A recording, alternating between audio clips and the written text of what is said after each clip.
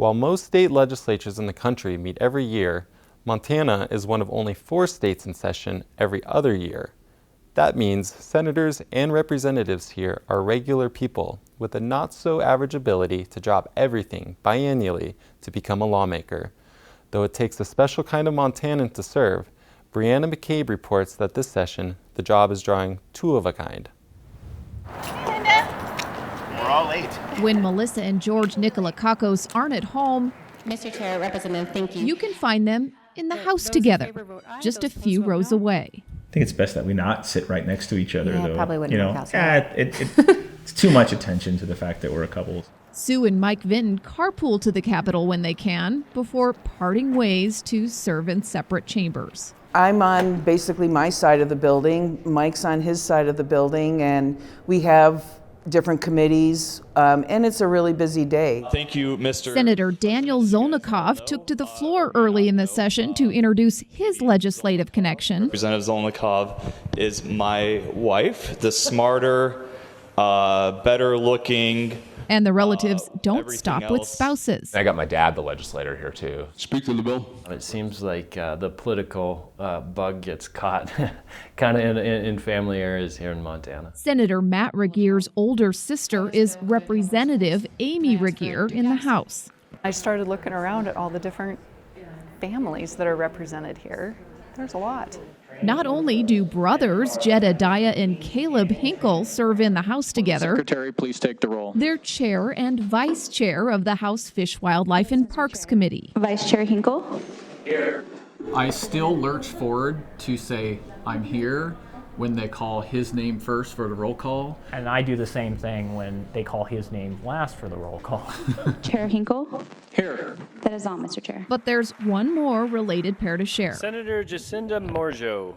Shout out cousin Shane, the other Morjo. I'm the other Morjo, actually.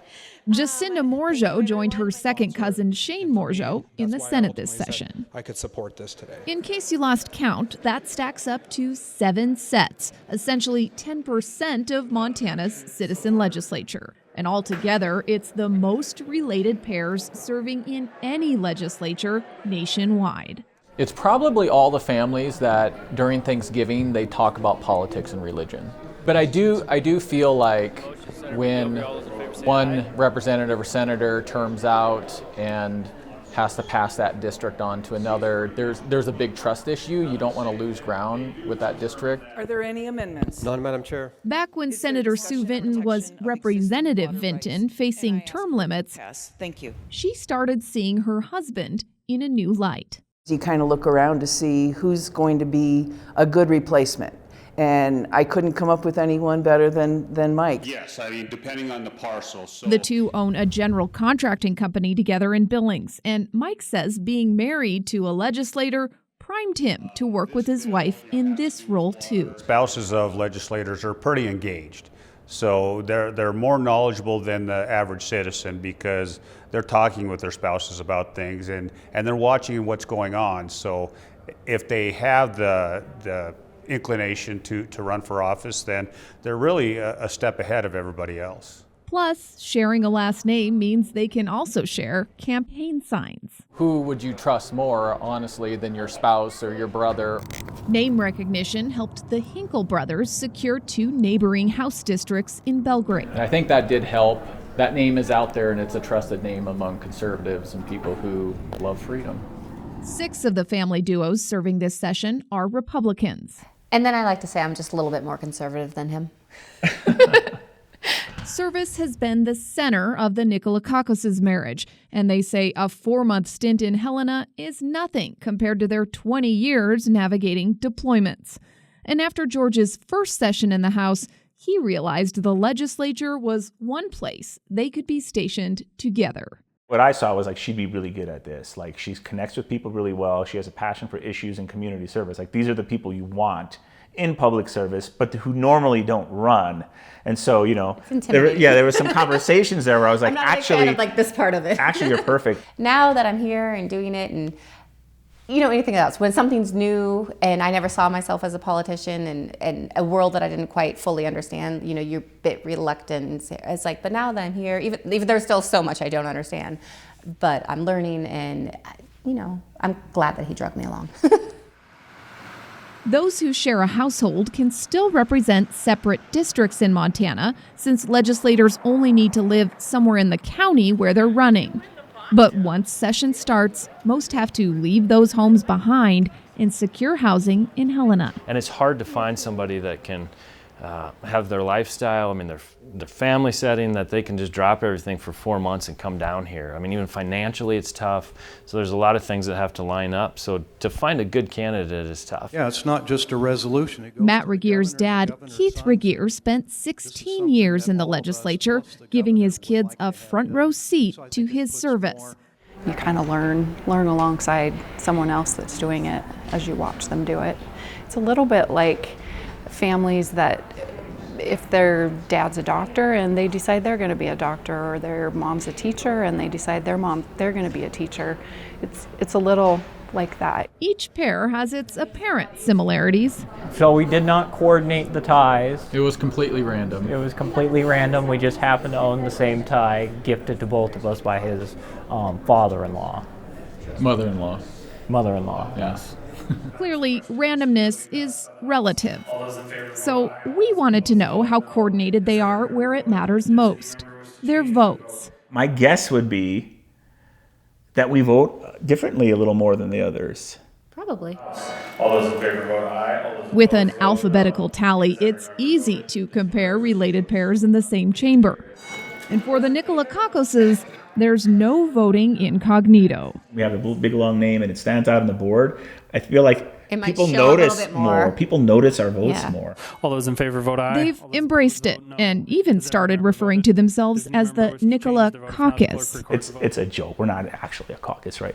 But, it's kind of funny and it's cute, and so people like it. And it makes it and people easier can pronounce to say our name better. So I tell people how to pronounce it. Can you say nickel and the word caucus? And it's close enough. It's Nicolakakos, but if you just say Nicolakakos, and I think it's helped. I think it's made it easier for people. Yeah, it's helped.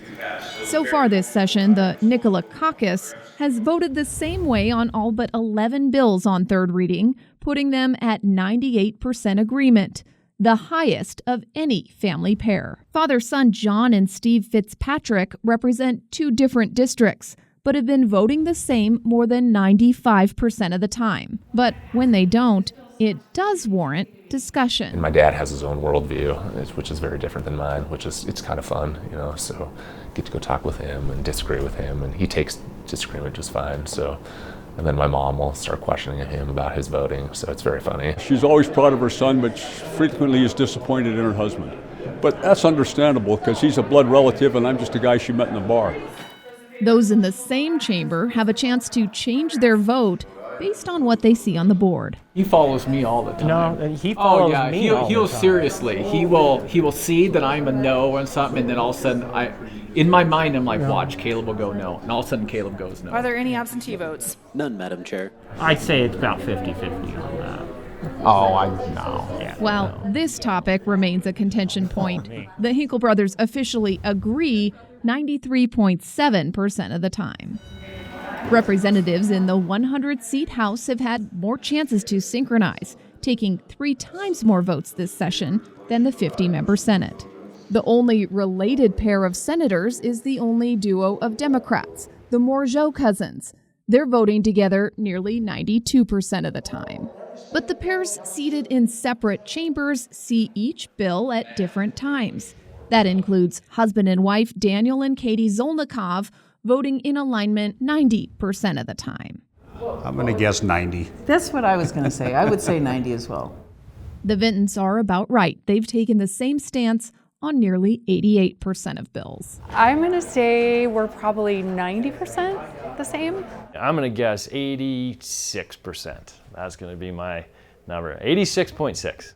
A pretty precise guess from brother Matt Regeer, and that 86% ranks the siblings last in the long lineup of related pairs. Still, almost all of them are aligning with their relative or spouse more often than they vote with their party, with 2 exceptions. At 86%, Amy Regeer is just as likely to vote the same as her brother as she is with Republicans in the House. And Mike Vinton votes with other House Republicans 89% of the time, ever so slightly more than he votes with his wife. We don't discuss our votes very much at all. I mean, we'll discuss different bills, pros and cons, that type of thing, but we don't discuss votes.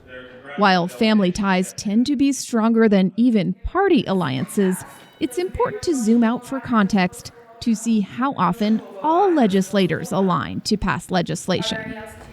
We often hear the vast majority of bills pass unanimously across parties, but our tracking shows that's only narrowly the case in the House, where the board is coming up green 53% of the time. Meanwhile, state senators are agreeing across the aisle less than half of the time, at 44% this session. With legislators voting on nearly 2,000 bills so far, there's not always time to get on the same page. I would say probably so far in the session, we probably only have seen each other maybe a half a dozen times at lunch. And so when the Senate saw an amendment on one of Mike Vinton's bills, Sue Vinton had to ask her fellow senators how her spouse felt about it. Does the sponsor of the bill find this to be a friendly amendment? He was in a meeting, so we didn't get to talk about it much. We talked a little afterwards and didn't get a yes or no from him. Sounds like my life. Thank you, Mr. Senator. Legislators sign up for 4 months of long days that outsiders may never fully understand. But these lawmakers all have one person they can really relate to. For Impact, I'm Brianna McCabe. Montana had the potential for even more related Republicans, but 2 sets of spouses lost their primaries. A sitting senator's wife also ran for the House and lost.